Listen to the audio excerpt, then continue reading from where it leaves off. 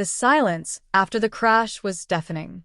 Erya stumbled out of the shattered remains of their small craft, her vision blurred and senses overwhelmed by the unfamiliar atmosphere. A gash on her arm glowed faintly, her bioluminescent skin reacting to the injury.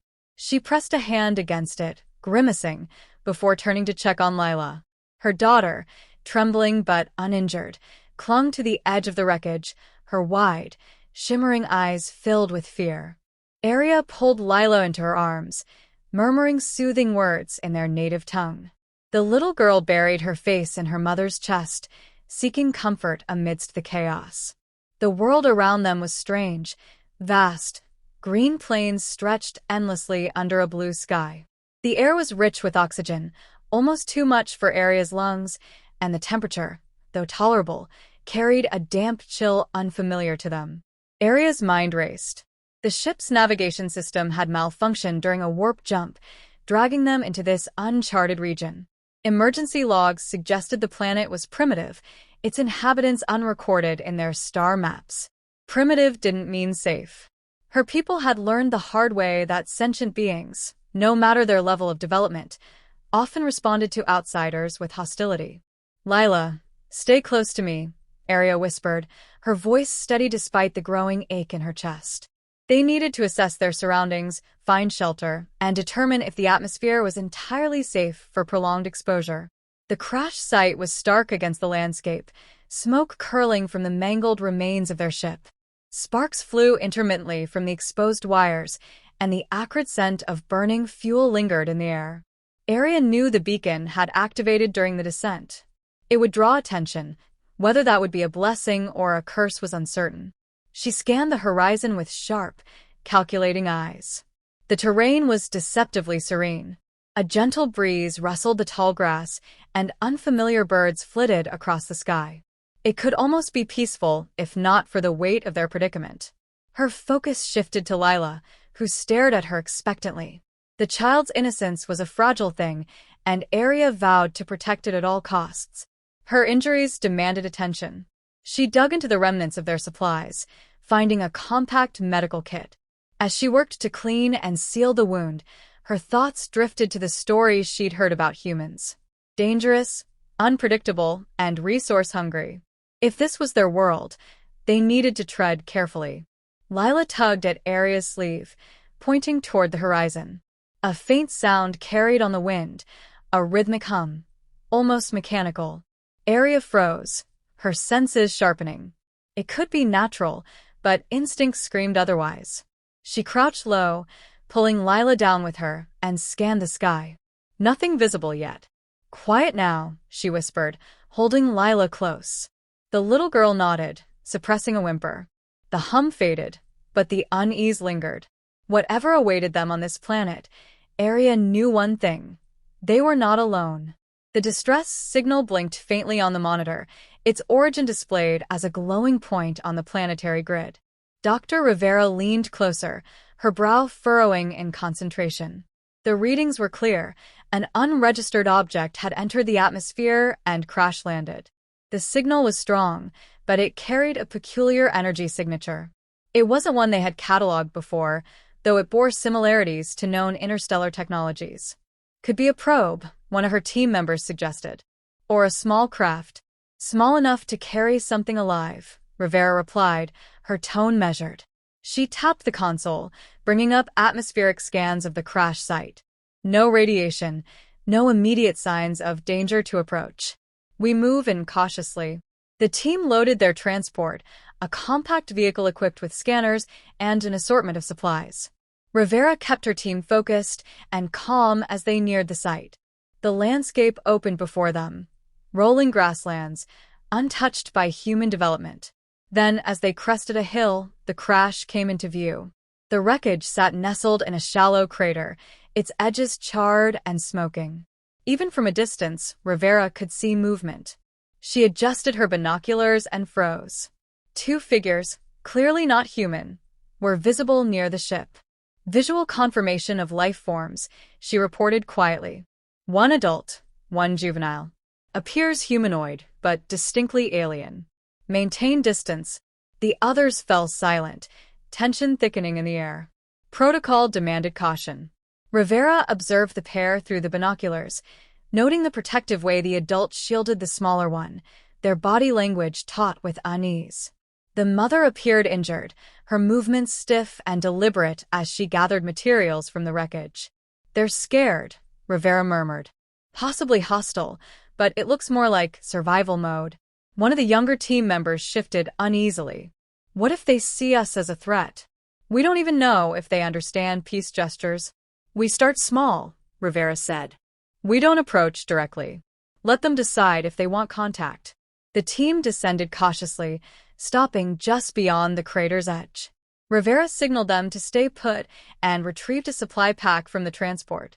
She opened it, removed a first aid kit and a sealed water container, and placed them carefully on the ground.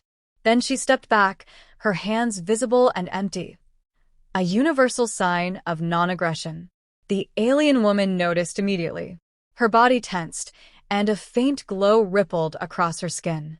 She said something to the child, who ducked behind her, peering out with wide, curious eyes. Rivera didn't move, watching the interplay between them. The child made the first move. With hesitant steps, she crept toward the supplies, her tiny frame almost trembling. The mother called out sharply, and the child froze, glancing back. But her curiosity won out. She reached the supplies and picked up the water container, inspecting it with delicate, alien hands. Rivera held her breath, watching the moment unfold. It wasn't trust, not yet. But it was a beginning. Erya watched the humans carefully, her every muscle taut with tension. They hadn't approached further after leaving the supplies, but their presence alone kept her on edge. Her people's history with other species had been enough to make trust an alien concept, and these creatures were no exception. Their faces were concealed behind visors, their forms bulky, with protective gear. To her, they looked like predators, hiding intentions behind layers of armor. Lila, however, seemed less wary. The child's natural curiosity had taken over, and she now clutched the container of water the humans had left. Erya had inspected it thoroughly, finding no sign of tampering or danger, but still, her instincts screamed at her to throw it away. Yet, seeing the way Lila's small hands held it as though it were a treasure, Erya hesitated. She shifted her focus back to the humans. They hadn't made any aggressive moves, which was strange in itself. Usually, intelligent beings rushed to dominate, to assert control. These ones simply waited, their postures calm, their hands empty. One of them, a figure slightly smaller than the rest, crouched down and began tracing something in the dirt. Erya frowned, her sharp eyes narrowing. What were they doing? She edged closer, keeping Lila behind her. The human continued their odd gesture, using a tool to draw simple shapes into the ground. Circles, lines, then what looked like a rudimentary depiction of their ship. Erya tilted her head, intrigued despite herself. Were they trying to communicate? Lila peeked around her mother, her curiosity growing. Without waiting for permission, the child stepped forward and pointed at the drawing, her tiny finger tracing the shapes. Erya's heart lurched. She reached out to pull her daughter back, but stopped when she saw the human freeze in place, their hands slowly lifting in what seemed to be a gesture of surrender. The tension in Erya's chest eased, just slightly. This wasn't the behavior of a predator. She let Lila linger near the edge of the crater, watching as the humans carefully placed another object on the ground. It was small and rectangular, its surface smooth and reflective. Lila moved closer, but this time, Erya didn't stop her. The object emitted a soft light, and a series of images appeared on its surface, simple, unthreatening visuals of plants, animals, and humanoid figures. Erya's eyes widened. They were trying to establish common ground, showing her the world she had crash-landed on. For the first time, Erya felt something shift within her. These beings weren't acting out of malice. They were cautious but deliberate, offering aid without force. She lowered her guard slightly, allowing herself to consider the possibility that not all intelligent life was inherently hostile. Lila turned back to her, holding up the glowing device with a wide-eyed look of wonder. Erya sighed and gave a small nod, her bioluminescent skin flickering softly. Perhaps, just perhaps, these humans weren't the monsters she had feared. Erya sat with her back against the remains of the ship, her body exhausted, but her mind restless. The humans were still there, just beyond the crater's edge, waiting in a way that felt oddly patient.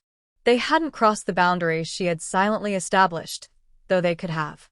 The fact that they hadn't made her reconsider everything she thought she knew about their kind. Lila sat beside her, holding the small device the humans had left. The child's fascination with it was clear, her delicate fingers tracing the light patterns it projected. The images had shifted to something new, basic symbols that seemed to match sounds. It was primitive but effective, a way to bridge the immense gap between their species. Erya hesitated. Her entire life, she had been taught to fear the unknown, to distrust outsiders. It had been a survival mechanism, one that had kept her people alive through centuries of conflict. But now, with Lila's future at stake, she couldn't afford to rely on old fears. These humans had shown nothing but restraint, leaving supplies and tools without asking for anything in return. The mother and daughter had shared the water earlier, its purity unmistakable. Erya's injuries were healing slowly, but the basic medical supplies left by the humans had prevented infection. Each small act chipped away at her defenses, though she couldn't ignore the part of her that warned this could still be a trap. The humans moved again, catching her attention. One of them, a smaller figure who had been the most active in their attempts to communicate, stepped forward cautiously. They carried something in their hands, holding it out as they walked. The group stopped a safe distance away, the figure kneeling to place the object on the ground before retreating.